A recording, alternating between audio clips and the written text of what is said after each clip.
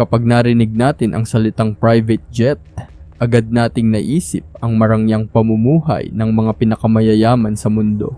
Pero para sa ilang celebrity, hindi lang ito simpleng sasakyang panghimpapawid.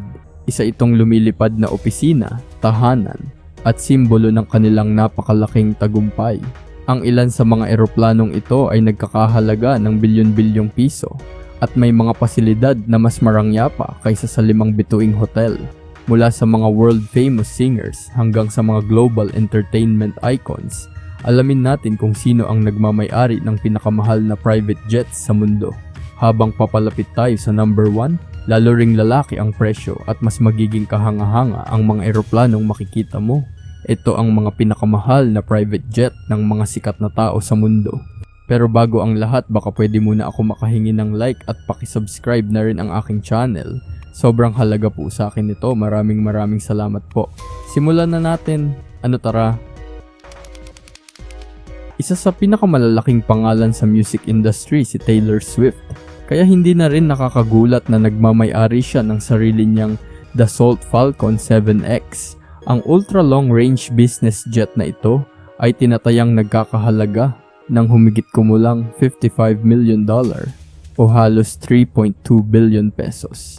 Isa ito sa mga pinagkakatiwalaang private jets sa mundo dahil sa kombinasyon ng bilis, mahabang range at pambihirang kaginhawahan. Kaya nitong lumipad ng mahigit 11,000 kilometers nang walang refueling at may pinakamataas na bilis na halos 753 kilometro bawat oras.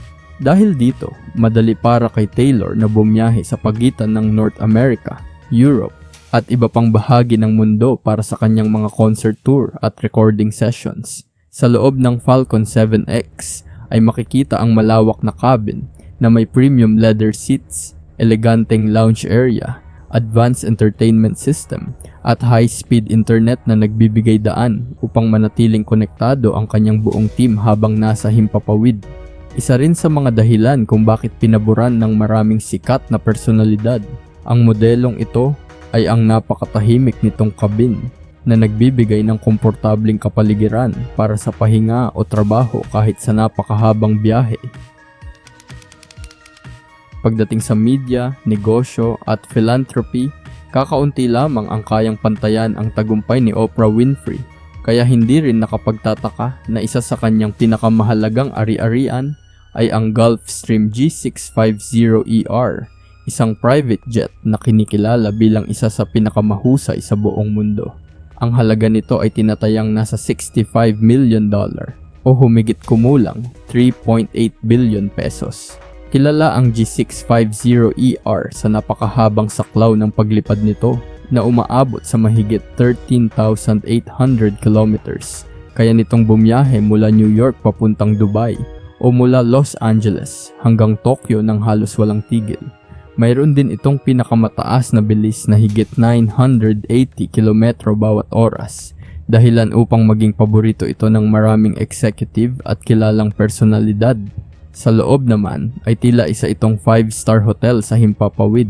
Mayroon itong malawak na conference area, komportableng reclining seats, pribadong sleeping suite, modernong entertainment system, at napakabilis na internet connection. Ang tahimik nitong cabin ay nakatutulong upang makapagpahinga o makapagtrabaho ng walang istorbo kahit nasa gitna ng mahabang biyahe. Sa murang edad ay nakabuo na si Kylie Jenner ng isang napakalaking business empire sa industriya ng cosmetics at fashion. Kaya hindi na rin nakakagulat na isa siya sa mga celebrity na nagmamay-ari ng Bombardier Global 7500, isa sa pinakamoderno at pinakamahal na business jets sa buong mundo. Ang halaga nito ay tinatayang nasa $75 million o humigit kumulang 4.3 billion pesos. Ang Global 7500 ay kilala sa napakahabang range na umaabot sa halos 14,300 kilometers. Kaya nitong bumiyahe mula Los Angeles hanggang Sydney o New York hanggang Hong Kong nang walang refueling.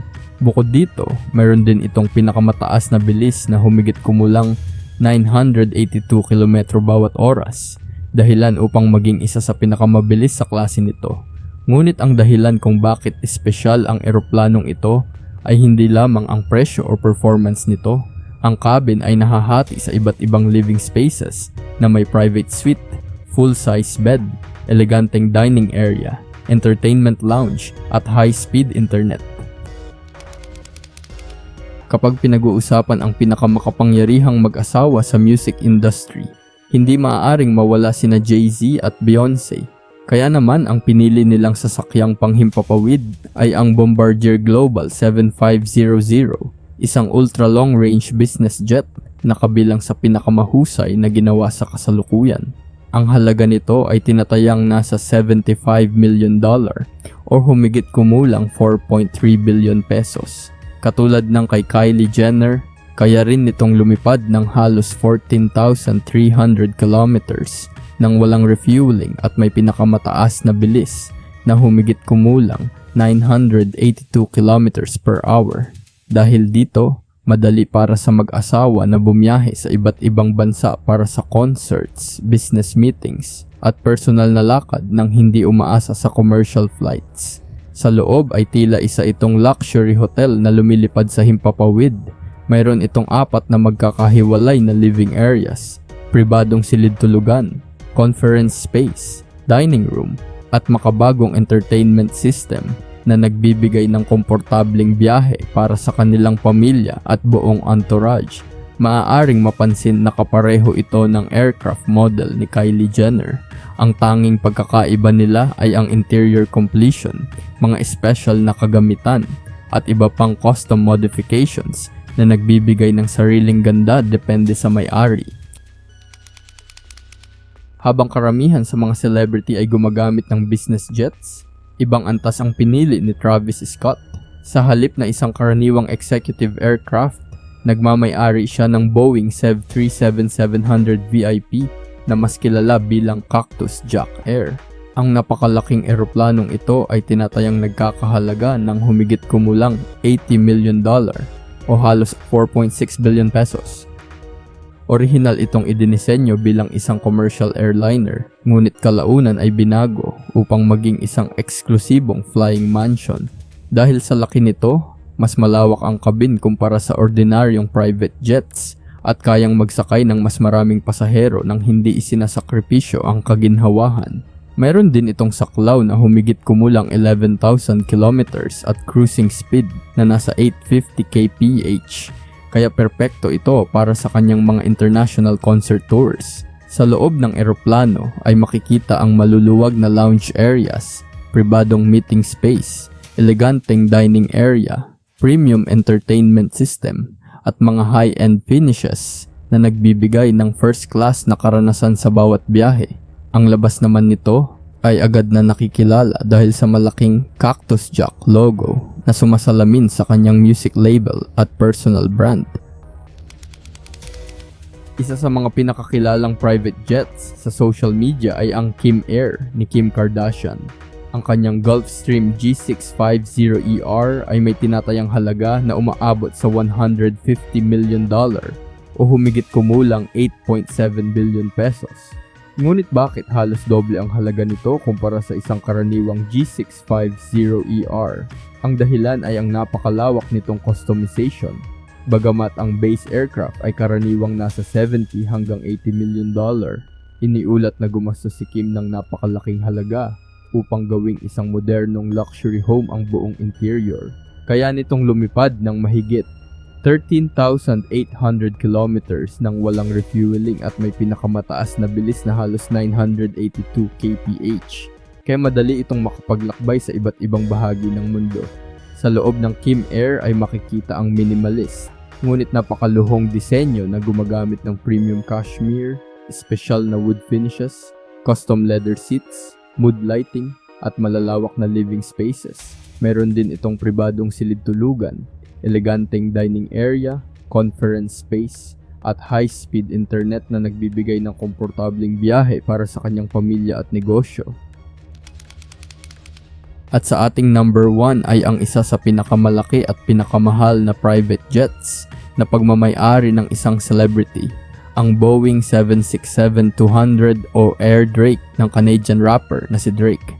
Ang higanteng eroplanong ito ay tinatayang nagkakahalaga ng humigit kumulang $185 million o halos 10.7 billion pesos. Hindi ito isang karaniwang business jet. Ang Boeing 767 ay orihinal na idinisenyo bilang isang commercial airliner na kayang magsakay ng daan-daang pasahero. Ngunit ang bersyon ni Drake ay ganap na binago upang maging isang napakaluhong VIP aircraft. Dahil sa laki nito, nag-aalok ito ng mas malawak na espasyo kaysa sa halos lahat ng private jets na ginagamit ng mga celebrity ngayon. Pinapagana ito ng dalawang General Electric CF6 engines at may cruising speed na humigit kumulang 850 kph habang kaya nitong lumipad ng mahigit 7,000 kilometers nang walang refueling. Ang mas kahanga-hanga pa rito ay ang kwento sa likod ng Air Drake. Noong 2019, ibinigay ng Canadian Cargo Airline na cargo jet ang eroplanong ito kay Drake bilang bahagi ng isang partnership. At pagkatapos ay sumailalim ito sa malawakang VIP conversion. Ang halaga na madalas na binabanggit ngayon ay hindi lamang presyo ng mismong Boeing 767, kundi pati na rin ang napakamahal na conversion, custom interior, luxury furnishings, advanced entertainment systems, at ang natatanging OVO owl livery na sumisimbolo sa kanyang sariling brand. Sa loob ay makikita ang malalawak na lounge, pribadong silid, conference area, premium finishes, at mga pasilidad na mas kahawig ng isang luxury penthouse kaysa sa isang eroplano. At iyan ang ating countdown ng 7 celebrity na may pinakamahal na private jet sa mundo, mula sa ultramodernong Bombardier Global 7500 hanggang sa napakalaking Boeing 767 ni Drake. Malinaw na ang mga eroplanong ito ay higit pa sa simpleng paraan ng paglalakbay. Isa itong simbolo ng tagumpay, negosyo at marangyang pamumuhay na pinapangarap ng marami. Ngunit kung bibigyan ka ng pagkakataong makasakay sa isa lamang sa mga private jet na ito, alin ang pipiliin mo at bakit? I-comment ang iyong sagot sa ibaba. Kung nagustuhan mo ang video, huwag kalimutang i-like, i-share at mag-subscribe para sa mas marami pang video content. Maraming salamat sa panonood at magkita-kita tayo sa susunod nating video.